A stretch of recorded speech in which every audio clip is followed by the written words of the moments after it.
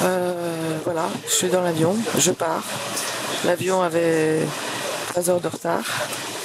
Je viens de parler avec Sang. Il viendra m'attendre 3 heures plus tard. Puis on prendra la route tout de suite pour cette station balnéaire à 4 heures de route de Séoul. On va aller s'installer pour 15 jours pour tourner le film. Quand on s'est rencontrés la première fois à Séoul, et donc la troisième fois en tout, puisque la première fois qu'on s'était rencontrés, c'était très brièvement avec Claire Denis. Ensuite, plus longuement au cours d'un dîner organisé par Serge Toubiana, après sa présentation à la soirée inaugurale pour la rétrospective de ses films à la Cinémathèque. Donc au cours de ce premier déjeuner à Séoul, il m'a tout de suite dit que en général pour tourner un film il choisissait d'abord le lieu de tournage. Donc il a choisi cette station balnéaire. C'est quelques instants plus tard qu'il m'a demandé si j'avais envie de faire ce prochain film avec lui. Dans ce petit restaurant à Séoul, il m'a emmené et j'ai tout de suite dit oui, sans savoir de quoi il s'agissait. Ça m'a plu qu'il me le propose de cette manière-là, qu'il me parle d'abord du lieu avant de l'histoire. Tout ça augurait du meilleur. Alors voilà, me voilà installée dans cet endroit très étrange. Une petite station balnéaire, enfin plutôt un village de pêcheurs, complètement perdu à 4 heures, 4h30 de route de Séoul. Alors un hôtel très étrange, une pension où les chambres sont comme des chalets de montagne en bois, assez rudimentaires. C'est un endroit très étrange, mais en fait tout a l'air assez bien organisé. Et je ne sais toujours absolument rien, ni du scénario, ni de l'histoire. Et je vois simplement qu'il y a 2 actrices et un acteur pour le moment. Et alors ça me plaît en fait de rien savoir du tout, c'est assez excitant. Moins on en sait et moins on a envie d'en savoir. Comme un principe de base à toute cette aventure, qui serait de découvrir les choses au jour le jour. Il écrit le script la nuit, d'après ce que j'ai compris. Déjà dans le trajet en voiture qu'on a fait ensemble, il prenait beaucoup de notes. Et il nous donne ce qu'il appelle le script, c'est-à-dire la scène le matin vers 8h. Ensuite on la prend, ensuite on se prépare et ensuite on tourne à partir de 10h, 10h30. Voilà, pour l'instant c'est tout ce que je sais. Mais demain on ne tourne pas, demain on va regarder les costumes, faire un petit peu d'essai caméra. Voilà, et puis après-demain on commencera à tourner. Et maintenant je viens d'essayer les costumes. Alors il a choisi une espèce de blouse totalement informe que j'ai attrapée comme ça au dernier moment, qui venait des Philippines, que j'avais récupéré sur le tournage des Philippines. J'ai décidé de lui faire confiance. Et puis un jean, et puis des tongs. Au départ, il avait choisi des sandales en plastique orange. Et puis finalement, il a choisi des tongs beige. Et voilà. Et ça sera le premier costume. Ensuite, il a choisi les quelques photos que je lui avais apportées de Paris. Il voulait des photos de moi au bord de la mer quand j'étais beaucoup plus jeune. Maintenant, j'attends. Tout à l'heure, ça sera le déjeuner. Ensuite, on fera un test caméra. Je lui ai demandé de pouvoir regarder mes essais sur quelque part. Il m'a dit oui, d'accord, sur le moniteur, mais le moniteur est tout petit. Donc, j'espère que j'y verrai quand même quelque chose. Je me couche. Là, demain, ça va être le premier jour de tournage. Aujourd'hui, on a fait les essais. C'était surtout des improvisations. Des petites scènes comme ça, très drôles, où j'ai l'impression que mon personnage est un peu obsessionnel. J'ai appris les noms des acteurs, hein. C'est pas, il y en a une qui s'appelle Sori, l'autre qui s'appelle Yumi, et puis l'acteur qui jouait déjà dans Ha Ha Ha, je crois, c'est Young-san. Il avait déployé une petite tente qu'il a d'ailleurs décidé de m'offrir parce que la tente s'ouvre, on la jette et elle s'ouvre miraculeusement. Après, il m'a dit que le miracle s'arrêtait là parce que c'est beaucoup plus difficile de la replier. Alors, il s'est installé sous cette petite tente. Et c'est vraiment formidable de voir tout de suite comment il utilise les objets. Cette petite tente a l'air d'un... dans le cadrage, là, tout d'un coup, ma tête surgit à la porte de cette tente sous laquelle il est assis et par laquelle il joue de la guitare. Donc lui, il me dit qu'il a écrit une chanson pour moi, et moi, je n'ai de cesse que de lui poser moult questions sur l'attente. Bon, enfin ça, c'est sur des impros. Après, je me suis demandé s'il allait utiliser ces petites scènes dans le film, parce que je le trouvais déjà pas si mal que ça. En fait, je crois que j'ai jamais tourné avec une équipe aussi légère, et j'ai jamais pu à tel point mesurer les bienfaits que ça procure, parce que c'est vrai qu'il y a une telle légèreté que du coup, les choses se font comme ça beaucoup plus, encore plus légèrement que ce qu'on fait d'habitude. Bon, après on est allé dîner, on mange tout le temps. Les Coréens mangent tout le temps, à tout bout de champ. On n'avait pas terminé de déjeuner que déjà il y avait des fruits qui circulaient sur le tournage. Après, il a voulu que nous nous rencontrions, Youngsan, Sori et Yumi, dans ma chambre, pour qu'on parle, pour qu'on bavarde. Donc là, à nouveau, rebelote, on a bu de la bière et ça va apporter des petits pâtés, des petits pains, enfin plein de choses à manger. Et puis une demi-heure plus tard, hop, on est reparti dîner à 7 heures. Et à 8 heures, j'étais dans ma chambre.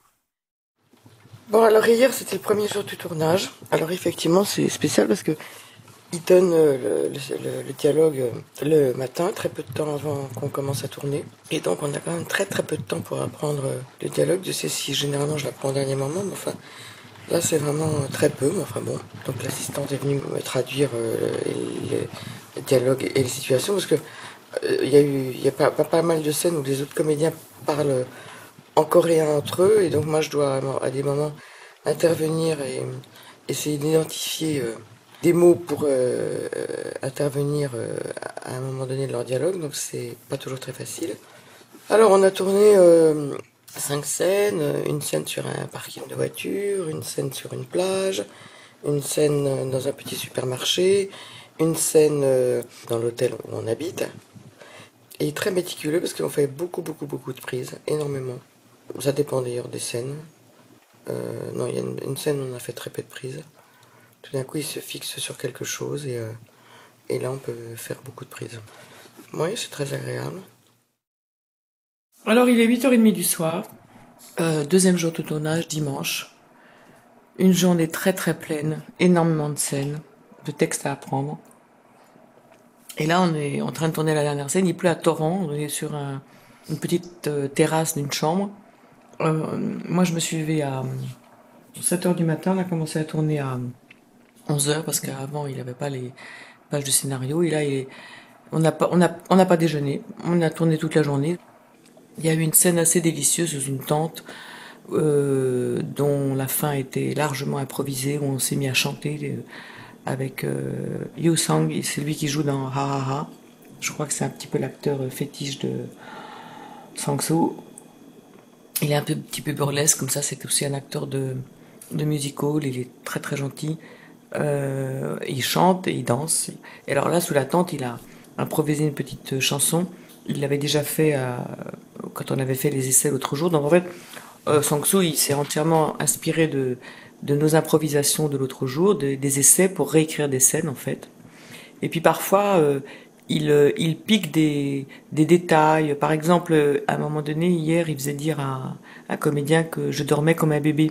You slept like a baby in the car. Et en fait, c'est ce qu'il m'a dit quand on a fait la route de Séoul à là où nous sommes. Et quand on est arrivé, il m'a dit tu dormais comme un bébé. Oui, donc on a commencé donc la deuxième histoire. Alors, ce qui est rigolo, c'est qu'en fait, l'autre jour, il m'expliquait qu'en fait, c'était à la fois des personnages différents, puis c'est aussi la même personne, quoi. Par exemple, dans la première histoire, je parle à une chèvre, et je rencontre une chèvre, et je parle avec elle en l'imitant, en faisant comme ça. Et dans la deuxième histoire, il me refait faire la même chose, et en fait, il me fait rencontrer les mêmes personnages, c'est-à-dire le personnage aussi du lifeguard. Je le retrouve à nouveau dans la deuxième histoire, et on se rencontre en se disant à peu près la même chose. J'entrevois un peu ce que ça va signifier dans le film, et c'est encore un peu trop tôt pour dire quoi exactement, mais enfin pour dire que voilà, les situations qu'on traverse, c'est quelque chose dans la vie qui se répète de la même manière indéfiniment. Moi, j'avais imaginé que le deuxième personnage serait les cheveux longs, les cheveux lâchés, et en fait, il a vraiment tenu à ce que je me fasse une queue de cheval assez serrée, et c'est vrai que ça donne une silhouette assez amusante, parce qu'on me voit beaucoup marcher seul sur les routes. Ça, je pense que ça sera assez beau de faire cette silhouette solitaire comme sur ces routes de campagne de Corée. Ça fait un personnage assez poétique et un peu perdu, avec cette robe rouge et la petite queue de cheval qui se balance un peu de droite à gauche au fur et à mesure de ma démarche. Ça, effectivement, c'est assez mignon. J'ai toujours rien vu. C'est la première fois quand même que je fais aussi confiance. À la fois, un peu par confiance, un peu par lassitude. Aussi, il y a quelque chose de très résistant chez Hong Sang-soo et il tient à garder son contrôle et son pouvoir sur tout ce qu'il fait. Ce qui n'est d'ailleurs à la fois pas pour me déplaire, mais en même temps, j'aurais évidemment bien voulu vérifier un peu la lumière sur un écran autre que le petit combo minuscule que je vois tous les jours, mais j'aurais tendance à faire confiance parce que c'est vrai que ce que je vois sur le combo est assez beau. Il y a cette lumière nimbée, un peu filtrée, qu'on trouve dans beaucoup de ses films. Avant-hier, il m'avait dit oui, oui, bah, si tu veux, je te montrerai tes gros plans sur grand écran. Et puis finalement, hier, je lui ai pas redemandé, il a évidemment pas proposé. Et le soir, j'entendais qu'il revisionnait ce que nous on avait fait parce que tout d'un coup, j'entends ma voix en train d'imiter la chèvre, qui passait à travers la cloison, comme sa chambre est à côté de la mienne. Bon, j'aurais pu l'appeler pour lui dire, bah, tiens, puisque tu es en train de regarder, pourquoi tu me montres pas quelques images? Bon, j'étais fatigué, j'en avais pas le courage. Je me suis toujours souvenu très très précisément des lectures que je faisais à l'étranger, parce que les livres qu'on lit dans des conditions aussi particulières que le tournage d'un film dans un pays lointain, les lectures prennent un relief très particulier. Je me souviens notamment que j'avais lu Enfance de Nathalie Sarraute, alors que je tournais Cactus euh, en Australie, par exemple. Euh, le livre d'Ingrid Betancourt, bon, d'une manière, le lien est évidemment beaucoup plus encore évident quand j'ai tourné le film de Mendoza aux Philippines. Et là, je n'oublierai jamais que je lis Mon dernier soupir de Buñuel, alors que je suis en Corée en train de tourner avec Hong Sang-soo. Où, euh, où je trouve dans cette lecture des échos d'ailleurs, parce que, et je comprends pourquoi Hong Sang-soo adore ce livre, parce que Buñuel parle de la poésie, des récits décousus, des échappées poétiques et irrationnelles dans les films sans aucune explication psychologique, et c'est évidemment, on est au cœur du cinéma d'Hong Sang-soo, de certaine manière, où tout d'un coup il y a une chèvre surgit à qui je parle, il n'y a pas d'explication, il y a des rêves, comme Buñuel le décrit dans son livre, son amour des rêves, des images insolites qui balancent comme ça à l'écran sans jamais vouloir donner une explication, marquée par tout son passage par le surréalisme. Et c'est drôle de lire ça aussi parce que il y a quelque chose de complètement surréaliste et dans l'aventure que je traverse et aussi dans le cinéma d'Hong Sang-soo, peut-être de plus en plus au cours de ses films. On vient de terminer une très très très très longue scène. On est mercredi. Hier, j'avais un peu craqué parce qu'on avait répété cette scène et on l'avait jouée pendant je sais pas combien de prises. Et en fait, cette scène, elle me met face à un personnage qui est un moine et Hong Sang-soo, pour jouer ce rôle, a choisi un philosophe très connu, paraît-il, ici en Corée. Alors, il s'appelle Young Hook Kim. Alors, il est spécialisé dans toute l'étude des textes anciens. Il parle couramment le latin, le grec, l'égyptien ancien, le copte. Et en fait, Hong Sang-soo le connaissait pas, mais ce philosophe, il a beaucoup aimé Ha Ha Ha. Donc, à ce moment-là, il l'a dit à Hong Sang-soo, il l'a invité à dîner chez lui. C'est comme ça qu'ils se sont connus et que Hong a eu l'idée de lui proposer ce rôle. Mais la scène était très très longue. Il y avait beaucoup beaucoup de dialogues et ça a été un enfer pour arriver à bout de cette scène parce que hier, à la fin de l'après-midi, Hong a déclaré que la lumière était plus bonne à l'extérieur, donc il fallait recommencer. Donc on a arrêté de tourner vers 7 heures et là il a dit on recommence très tôt demain matin. Donc on a recommencé à 9 heures ce matin et là on a je sais pas fait combien de prises parce que entre les moments où lui se trompait, les moments où l'autre actrice, il y avait son téléphone portable qui sonnait dans son sac. Après la dernière prise, elle s'est trompée, elle m'a appelé Isabelle et non pas Anne. Et moi, je me suis trompée aussi une fois, faut dire, dans une prise où j'ai oublié de dire deux répliques. importante. Bon, j'espère que la séquence sera quand même réussie. J'ai l'impression qu'on arrive bientôt au bout là parce que la rumeur, parce que c'est une toute petite équipe, mais les supputations les plus folles, le mot est peut-être exagéré, mais les plus variées et les plus nombreuses sont toujours autour de ce fameux scénario qui est l'objet de toutes les interrogations, de toutes les attentes, de toutes les surprises une fois qu'on l'a en main. Et là, la rumeur serait que en fait, ça serait les dernières pages de scénario. On n'est pas au bout, hein. Voilà, on a tourné cette scène. Après, il y aura encore une scène sur la route avec la petite serveuse là qui est jouée par Yumi, toujours avec autour du parapluie. Après, à nouveau, la recherche du phare. Et puis, ça se termine avec une grande scène d'amour. Alors là, je sais pas du tout à quelle sauce je vais être mangée. Une grande scène d'amour sous la tente. Finalement, la chose se passe avec le lifeguard qui est donc joué par Young Sang. Et il semblerait que ça soit la fin du film. Voilà. Les rythmes de tournage sont extrêmement particuliers. Parfois, on tourne pas pendant 2 jours, parfois on tourne pendant 24 heures. Et c'est au fond, ça me rappelle un peu quand Godard disait une fois, alors que la caméra une fois avait cassé sur Passion. Et alors après, on avait arrêté le tournage. Enfin, il y avait eu tout un. Et il avait dit cette phrase. Parce que après que la caméra avait cassé, je crois que c'est lui-même qui ne voulait plus continuer à tourner. Et alors il avait dit, il y a mon désir à moi qui compte aussi. Et c'est une phrase que j'ai jamais oubliée, comme si finalement quand on faisait des films, on était lié à toutes sortes d'impératifs, le son, la lumière. Les acteurs finalement, je trouve que la plupart du temps sur les tournages, c'est pas eux dont on prend le plus en compte les désirs, enfin en tous les cas sur le plan du jeu. Enfin souvent on attend très longtemps pour le son, on recommence interminablement pour la lumière et finalement souvent pour les acteurs on dit bon allez on tourne, on a à peine le temps de faire un raccord de maquillage.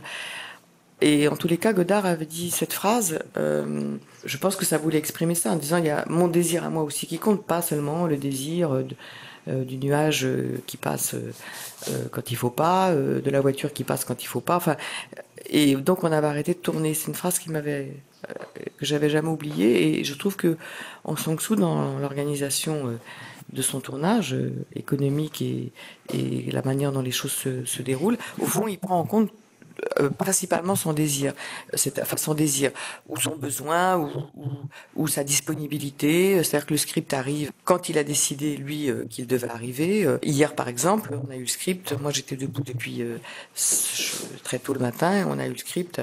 À midi, quoi. Il a mis beaucoup de temps. Au départ du tournage, il a dit qu'il choisissait ce lieu. J'aime bien aimer aussi l'idée qu'au fond, il fabrique son histoire d'abord à partir du lieu.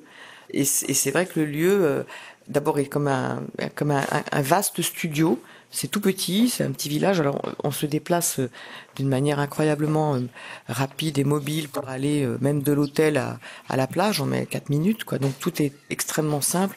Et là où ça prendrait 2 heures et où ici ça prend un quart d'heure quoi. Donc là aussi on comprend pourquoi il fait ses films en 15 jours là où peut-être on les ferait bon, de toute façon ça serait court mais on ferait ça en 4 semaines je pense dans une économie normale. Voilà, fin de cette aventure. Je suis un peu sonnée, j'avoue, le retour est un peu particulier, c'était tellement incroyable cette situation est tellement court en même temps et tellement dense. Je pense avec une petite nostalgie à ma petite installation. Cette chambre était finalement très agréable, ouais, très calme. C'était très agréable de lire là-bas, de rien faire d'autre que de regarder le paysage, la mer. J'avais pas de musique, donc j'ai très peu écouté des voix enregistrées pendant tout ce séjour, mais ça m'a pas tellement manqué finalement. J'avais ni musique ni télé. Bon, j'ai pris plaisir à regarder les films à un moment donné, quand le mari de Moonsori et Moonsori m'ont apporté des films et que j'ai pu les regarder sur l'ordinateur de Stéphanie. Mais sinon, jusqu'à 4-5 jours avant mon départ, je regardais rien du tout, je ne faisais que lire et je m'en portais très bien. Voilà. Et je sais pas si je retournerai jamais un jour sur la plage de Morang dans le comté de Buan, puisque c'est là que nous étions. C'était bien. Je comprends pourquoi Aung San Suu Kyi avait choisi ce décor et qu'il en avait bien compris tout le parti qu'il pouvait en tirer. Je crois que j'ai déjà dit que c'était comme un espèce de très grand studio, à la fois intérieur et extérieur. Et c'était tellement simple d'aller d'un endroit à l'autre et de pouvoir se déplacer comme ça, déplacer cette toute petite équipe tellement légère. J'étais complètement fascinée quand même par cette manière de faire ce film. Ça m'a enthousiasmée.